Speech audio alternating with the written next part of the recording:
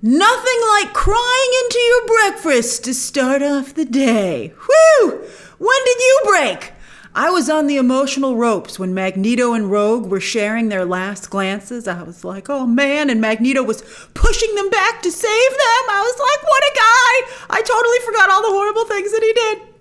But then, when Magneto in German told Leech not to be afraid, I lost it. I literally broke into tears. I really cried. They got me. And I cried for Gambit as well. I mean, it was amazing. I mean, it was incredible. Now, yes, Magneto, he spoke in German to Leech. I wonder if Leech even speaks German. But of course, this is a reference to Magneto's past with the Holocaust. You know, Magneto is the way he is because he's already seen what humans, the despicable behavior they're capable of with groups they don't like. And Magneto even flashed back to his childhood in the concentration camps during the attack. Very sophisticated. And also, I appreciate that they take us, you know, the audience so seriously and that they don't feel they have to spoon feed us, you know, like it's just so quickly there, but it's there. And so I think that's great. What an incredibly powerful episode. And Beau DeMayo, recently fired by Disney Marvel, is online anyway, taking his much deserved flowers. By the way, is this a Beau DeMayo cameo? I think it is. Obviously, we have no idea what it was like to work with Beau DeMayo or exactly why he was fired. The rumor is that he was not fun to work with.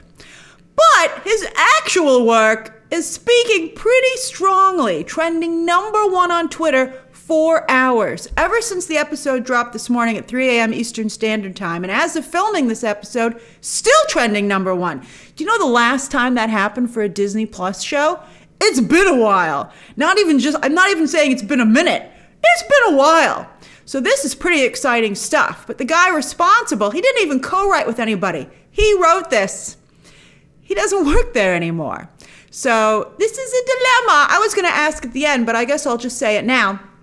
They brought back James Gunn, although, of course, everybody loved working with James Gunn at Marvel. That's not why he was let go. But, you know, kudos to Beau DeMayo, who is active on social media, as we just said, keeping his wits about him, and at least not yet saying anything bad about Marvel that would keep him from being able to be hired back. He's handling it, I think, surprisingly well, in fact. Because he's out there, you know, as I said, taking his flowers, being like, don't forget who wrote this, thank you very much. But, you know, still making it that he could potentially come back. Again, I don't know why he was fired. And so that it does make it a tough call. Because clearly the work is excellent. And I know that, you know, they were pretty excited about this episode dropping today. And now I can see why. So we'll see what they decide to do. Beau DeMayo is clearly a huge X-Men fan, but also someone willing to push the edge of the envelope and who understands the complexity of the X-Men, what they stand for, what they can stand for, you know, what you can do with them. And that's, you know, that's unusual. That's, you know, something that's been missing from the Marvel space. We haven't seen the MCU take this kind of risks and have this kind of gravitas, I would say, truly since Endgame, although to be fair, to a degree, also Loki season 2, which featured time travel, and so does this show. And yes, when you've got a time-traveling mutant on your roster, you can take some risks because Cable can reset the whole thing, which is clearly what he's trying to do in this episode. And he not only fails in the episode, but seems to have failed multiple times already. And I'm sure he's going to try again, probably in not the next episode, but the one after. So the next episode, next week's clearly the second half of Storm and Forge's story, where she likely gets her powers back. We kind of know what's going to happen, but that doesn't mean it's not going to be great to watch it. Then the next episode after that is called Bright Eyes, which has not only been a nickname for Cable in the comics, but also they're focusing on his eyes so much here. They're like, look at his eyes. I mean, although I guess you know, when he was about to do the body shift, right? He did have some bright eyes. That's true. Pretty strong telegraphing. You know, I just said they were very sophisticated and respected the audience, but they're giving some stuff away. Like when they did previously on before the episode and they were like, look, here's Cable. Well, you know, I hope he's okay. I was like, and then they kept talking about Cable during the earlier part of the episode. I'm like, Cable's definitely coming back this time. Like he's definitely going to show up. And he sure enough did. Will Cable reset the timeline And then episode after next? I don't know. Maybe they'll start to set the at least, you know, set the table for that, right? We have a 3-part finale after that. Oh boy, 3 parts. But although considering how strong this episode was, oh yeah, it can do the weekly. But I suspect if you have a 3-part finale, maybe a resurrected Magneto is really ticked off.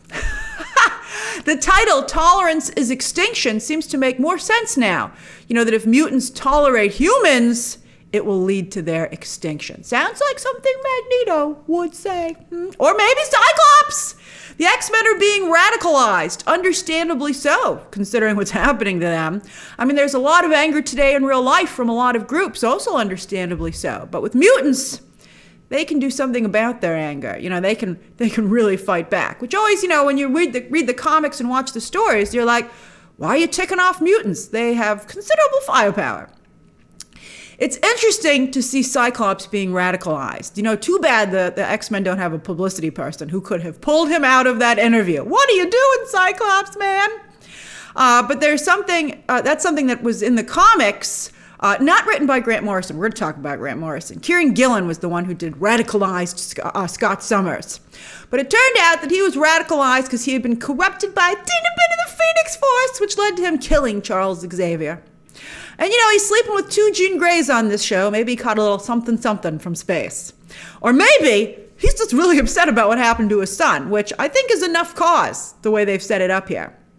But here on this show, Charles is already dead, and at least for now, so is Magneto. So that would be the perfect situation for a radicalized Cyclops to step up, just as, you know, at the end of this episode, he's like, how many were killed? And they're all devastated. And Cyclops is going to, you know, he thought he was going to step up before, but that's interesting. He thought he was going to step up and continue Charles's work, but it looks like he might be continuing Magneto's work. Oh, I like that. I like that a lot. So maybe they'll do that. You know, I'm not sure exactly how things will play out. I'm just pretty darn sure that by the end of this season, Storm will have her powers back and all these dead X-Men will return, thanks to Cable and maybe Bishop. Where the heck is Bishop? We thought he was going to get a major storyline. Maybe that's what Bright Eyes will be. Maybe Bright Eyes will be a flashback as to what happened with Cable. And then the whole finale, 3-part finale, will be him fixing everything and radicalize Cyclops. Oh, I like that. Beau DeMayo's pretty good, I gotta say. And overall, this episode is a nod to Grant Morrison's iconic run on X-Men. One of my favorites, which started out with the storyline E is for Extinction. And you know that Beau DeMayo can do so much juggling with classic comic book storylines, you know, recent comic book storylines. He really has it all. And then also inject his own things in here and like put it together and spin it in a way that still seems fresh and new. I mean, it's extremely impressive. I mean, I wish the X-Men comics were this good. You know, maybe that would be a happy medium. Give Beau DeMayo a comic, maybe, right? You don't have to work with too many people in that regard. But again, I don't know what happened with him. All right, so anyway, in E is for Extinction, that's where Genosha in the comics was destroyed by wild Sentinels, including this insect-like master mold. Never liked it, but I recognized it. I was like, oh yeah, we meet again, disgusting Sentinel. Although I do love it when the Sentinels mean business. Fantastic villains. However, there's also a nod to a lot of the romantic elements of Morrison's run. Oh, it was, again, just like the X-Men, it was quite the soap opera. From Cyclops' psychic affair, but here, they did it with Madelyne Pryor instead of Emma Frost. I don't like that, but it does make it more complex because it's a lot more innocent and understandable. When he's like, that's the mother of my child, you're like, well, I don't really think there's a comeback to that, darn it. Emma Frost does show up this episode. Hooray! She was not only pivotal to Morrison's run, but he totally redefined the character. And I love what, he put Emma Frost on the map. Although Generation X kind of got the ball rolling, but he did a fantastic job. So it was a little disappointing to see her back at square one here. You're like, what? She's even hanging on the arm of Sebastian Shaw, who is actually her abuser. So you're like, what's happening here?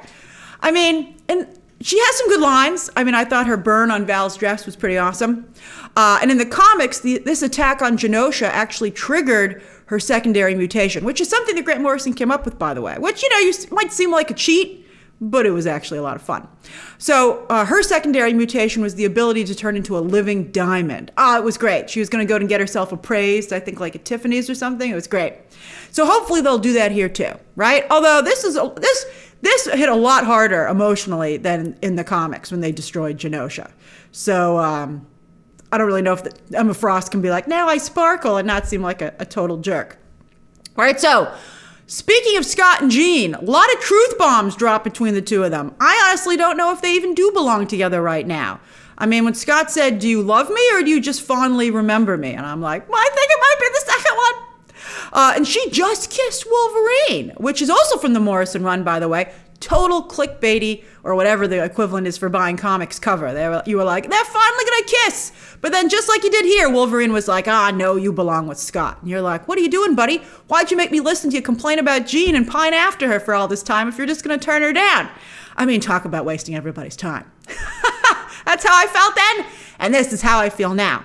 But I think that Scott and Jean again are breaking up, so get in there, Wolverine. Although, I was gonna say it later, but I'll just say it now. He's spending a lot of time with Morph. I'm picking up on it. Are you? That's interesting. For all the representation here for the LGBT community, I'm not seeing an LGBT relationship in a sea of relationships. So I think they have to do that. And so I hope that's coming. I hope that's coming up with the rest of the show, with the rest of the season. Well, they already have a season 2, and they're working on season 3. Season 3 without Beau DeMayo. All right, so the emotional maturity of the X-Men is mighty impressive, but I guess with all the emotions flying around, they have to know how to handle them, particularly l'amour. All right, let's talk about it. So Trish Tilby, why is she here? Because she really did in the comics date Beast. In fact, in one alternate reality, they had a daughter who became a reporter, interestingly enough. Hilarious. But then, of course, the big one this week is the Rogue Magneto Gambit love triangle. Oh, it's been brewing ever since the first episode, but it really came to a boil, a sad boil, today.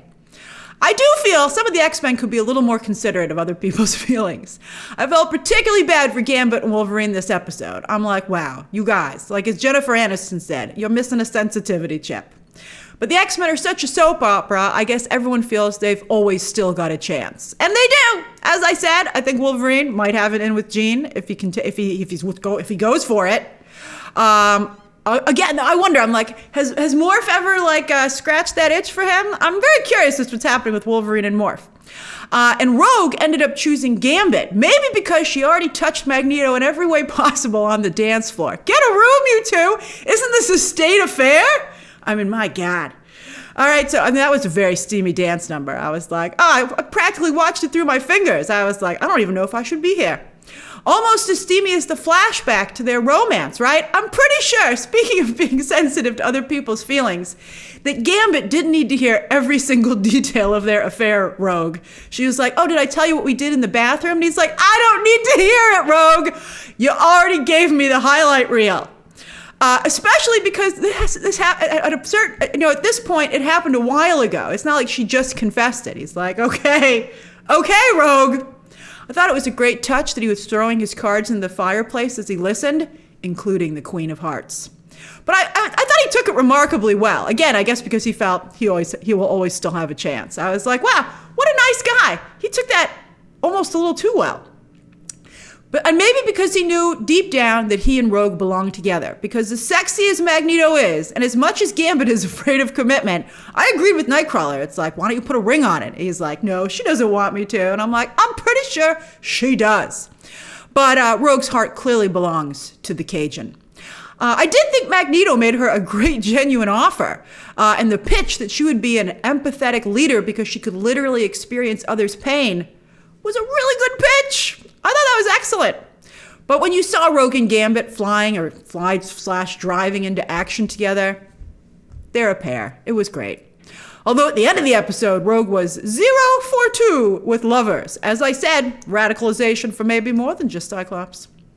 All right, let's go through the big emotional set piece, the attack on Genosha, the slaughter of Genosha, the Extinction level event. I didn't even catch the Watcher in the sky, did you? I saw somebody point that out on social media. That's excellent. Again, I'm so impressed with the attention to detail. And this, because, of course the Watcher's there. It's not only a major historical event in the timeline, but Cable is messing with the timeline, or at least trying to. Maybe he'll bump into Captain Carter, who knows? All right, on that note, I believe the psychic sniper attacks on both Jean Grey and then Madelyne Pryor were actually Cable trying to warn them. You can faintly hear his warning when Madelyne is attacked, maybe because she's his actual mother, so they have a stronger psychic connection. Very well done. From the sniper attack, you really felt it. You were like, holy crap, what just happened? And then, because they felt like assassination attempts. And then the nosebleeds, great touch. Loved it. And when you think about it, Cable does love his guns. So that kind of delivery, it's a little bit much Cable. It freaks everybody out, but it's a perfect fit for his character. The episode's ability to convey dread as it consistently upped the ante was also really, really impressive. Many times while I was watching, I was like, oh man, it just got so much worse, Like I swore to myself a couple of times, like, oh shit, And you were just like, you just felt so bad for the characters. You're like, this is so bad, I don't think you're gonna be able to get out of it. And and for the most part, did not. Again, you can do this when you have time travel at play, or the multiverse. But they never really did this with the multiverse, which is why the multiverse didn't really work out for the MCU. Although, I think Deadpool might go the distance. Also, Cable's "I'm so sorry, Mom," as he's pulled back through time, and her response being like, "For what, sweetie?" And then kapow, she's blown to smithereens. I mean, that was incredible. I think that's why the sequence overall is so effective, that while it's very well directed from an action standpoint, when they did the blackout and everybody going flying through the air, I mean, that was great. For animation, I really appreciated it. But they really based this on the emotion of everybody reacting to this event and the horror of seeing what happened to themselves and their loved ones. That's why it works so well. Oh, it's beautiful. Particularly Magneto, Rogue, and Gambit, which is why it was so clever to focus so heavily on their romance earlier. Not just the love triangle, but that even though it was a triangle, they just loved each other so much. You could see that because they were able to forgive each other when things didn't work out. Magneto and Gambit both took Rogue's rejection at different times, like really well, because they truly just loved her, right? And her being torn between them so much illustrates the same. Rogue has gotten very little screen time up until now, despite being a fan favorite. But wow, did this episode make up for it. Perfectly capturing her character from her friendships, her attitude towards life, to her more intimate relationships, which address that while on the surface she's so happy, happy-go-lucky, but she's actually really tormented because of, the base of her powers. What, not what she took from Captain Marvel that makes her so powerful, but, that she she can't touch anybody. Core to the character. You can see how well the character works when she has to deal with that dilemma. It was a huge mistake, as I've said before, to get rid of that in the comics. So her more intimate relationships, showing her surface and both of her inner problems, but then also just how powerful she is. I mean, wow, when she was flying around, that was great stuff. But again, because she was motivated by emotion. And Gambit, of course, he jinxed himself when he said the odds are always in his favor, and then Master Mold got him. However, he was able to use his powers one last time to supercharge the entire machine and blow it sky high, with his last words being the title of the episode. The name's Gambit, mon ami. Remember it, and oh, we will. Wow! And he was such a Gambit line, even down to the mon ami. I'm sure Channing Tatum was like, let me do it just once!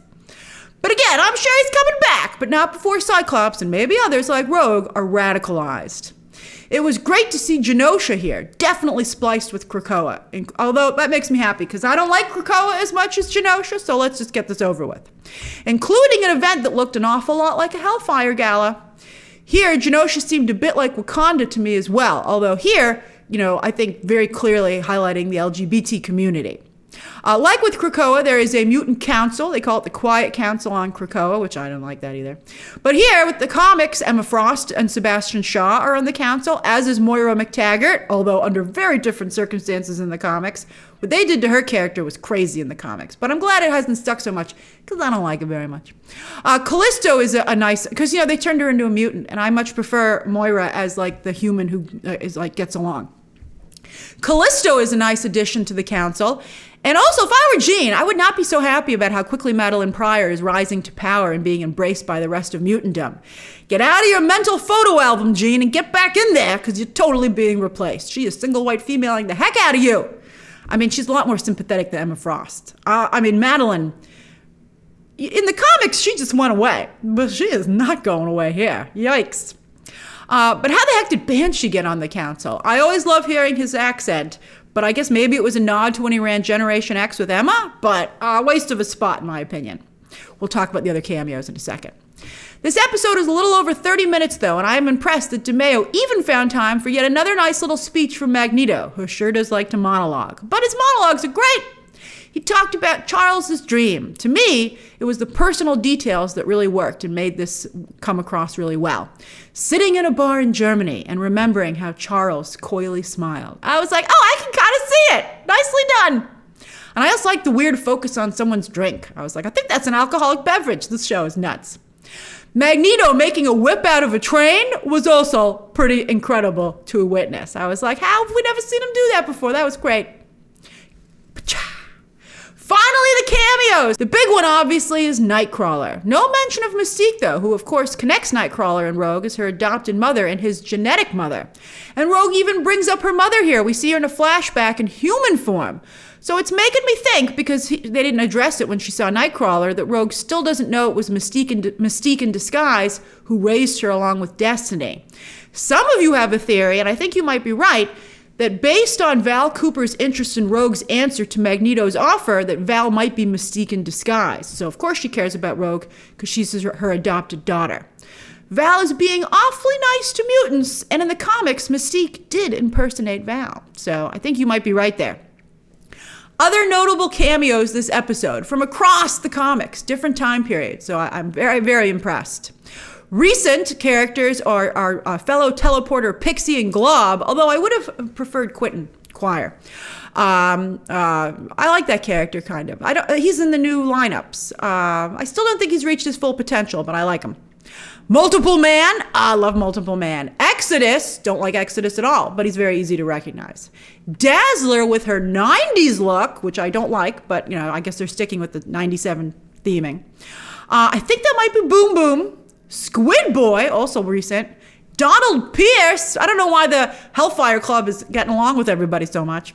And then one of my all-time favorites, Marrow, who's actually very similar to Rogue, which I guess is why I like both of them.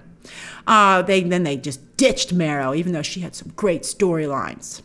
So what did you think of X-Men 97 episode 5? I am loving this show, starting with last episode and now. It's fantastic. I feel like I have the X-Men back, and I can't wait to see where the rest of this season goes. And I'm so glad we have a season 2 and 3 confirmed. Although I do worry what it will be like without Beau DeMayo. Can the MCU keep this momentum going for its X-Men, including as they bring them to live action? Although I do also trust Ryan Reynolds and Hugh Jackman. And what do you think they should do about Beau DeMayo? I mean, it's hard for us, to weigh in on it because we don't know why he was fired. It's tough. And but again, at least Beau DeMayo is smart enough not to burn this bridge. At least not yet. Maybe when he feels there's no way although he would never be able to work again. He should not burn this bridge under any circumstances because the work is so strong. He should either just try and get back in or use it to get somewhere else. All right, so what did you think? Share your thoughts down below. Subscribe today. And of course, as always, you can check out some more videos right now.